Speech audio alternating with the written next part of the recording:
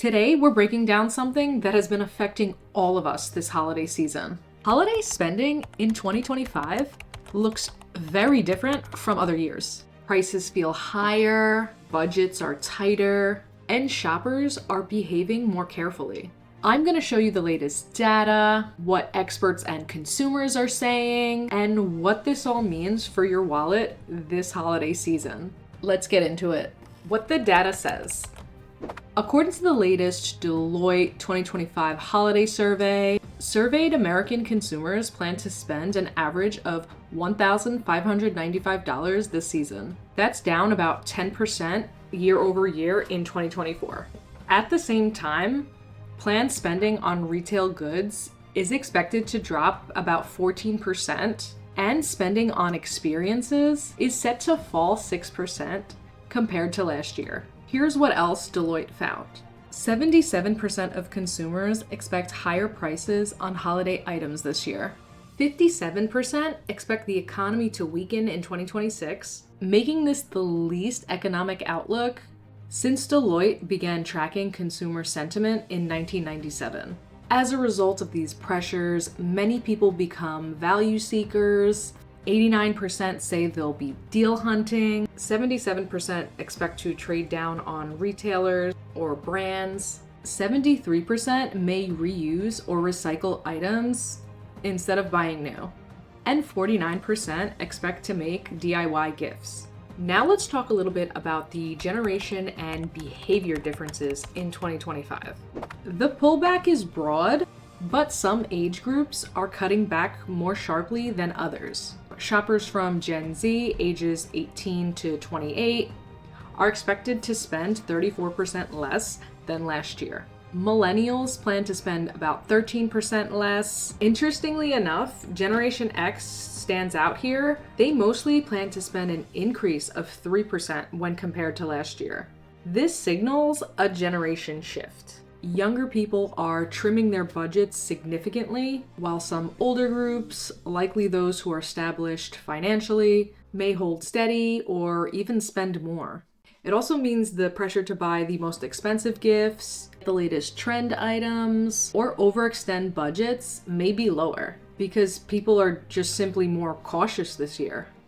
To me, that sounds great. What this means for holiday shopping, or the real life effects. So how do these numbers translate into something that people are actually doing? Many households are reducing non-essential holiday spending, things like decorations, clothing, hosting, or any sort of extras.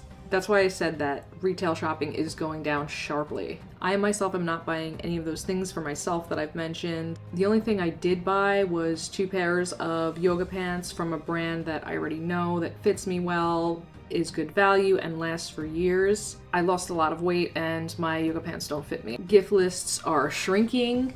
The average number of gifts that people plan to buy this year is 8, whereas the average number of gifts people planned to buy last year was 9. Like I said before, people are making more DIY gifts, repurposing items, or giving experiences rather than things. These are inexpensive, meaningful, and practical gifts. I have a friend who always buys me something every single year for Christmas, even though I tell him not to. And he always tends to buy me big things. And I have a small apartment. He's a great gift giver. I love my big things. But this year I was like, listen, I don't want to exchange gifts. I don't need anything. I'm good. Let's not do that this year. And he's like, well, I have to get you something. And he fought me tooth and nail. So I said, all right, give me an experience. So I don't know what that experience is going to be, but I already got him his experience. I got him a ticket to a punk show and it was $25. We went. It was such a fun time. They were so good. And I'll have that memory forever with him. Just to show you what he gets me, hold on. I'll show you one of the things he got me, which is, honestly, it's my favorite thing, but it's big. Jolteon is my favorite Pokemon ever. The thing is huge. Takes up a lot of space. This holiday season isn't just about sales and splurging. It's about becoming more intentional and value-driven. Why prices and economic pressure are driving this change. So why are so many people cutting back?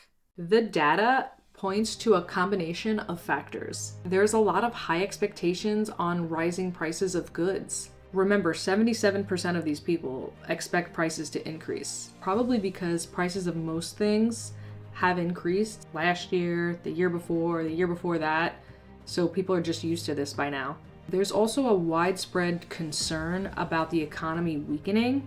57% of the survey respondents say this. The cost of living is still high, inflation, interest rates, everyday expenses. All of these things are making us think twice about what we really want to spend. The economic pressure is forcing a shift from impulse buying and treat yourself to smarter planning and prioritizing what really matters, which is meaningful gifts, experiences, and financial stability. Here are some of the things that I'm doing myself this holiday season. Set a real budget now, not a fake one that you know you can afford. I set a $300 budget with room for just in case gifts. For example, my aunt who hosts Christmas decided to do the white elephant gift exchange for all the adults, and we have to bring a $30 gift of our choice, which I did not think about. I may have a really good, kind of expensive hair product that's worth about $30 that's new, unopened. I just get all these for free since I'm a hairdresser, so I'll try to bring that. If not, I have room in the budget for it. Again, this is the just in case. It's good to be prepared if something goes wrong with the budget.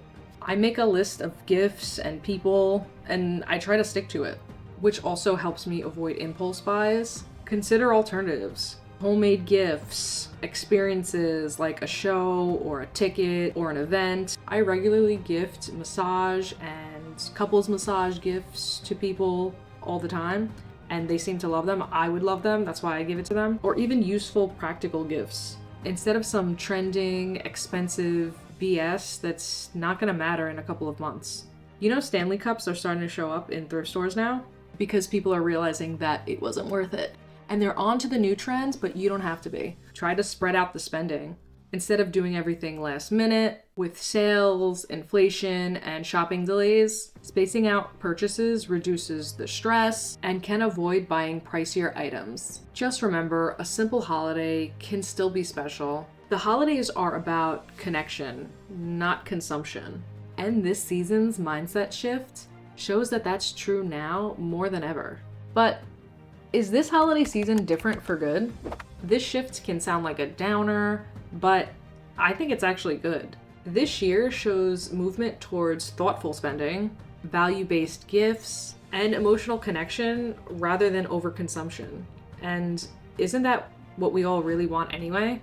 If you use this time to spend consciously and creatively, you might find that the memories that you make with friends, with family, even colleagues, any sort of experiences are worth more than any gift ever could be. And as someone who understands a freelancer's budget and the value of experiences, especially with my background in performance and creativity, I believe this trend can work in our favor more than we realize. I appreciate you, and I hope this was helpful. If you liked the video, hit like, subscribe, comment. I would love to know what you guys are doing to save money this holiday season. See you soon, and happy holiday planning.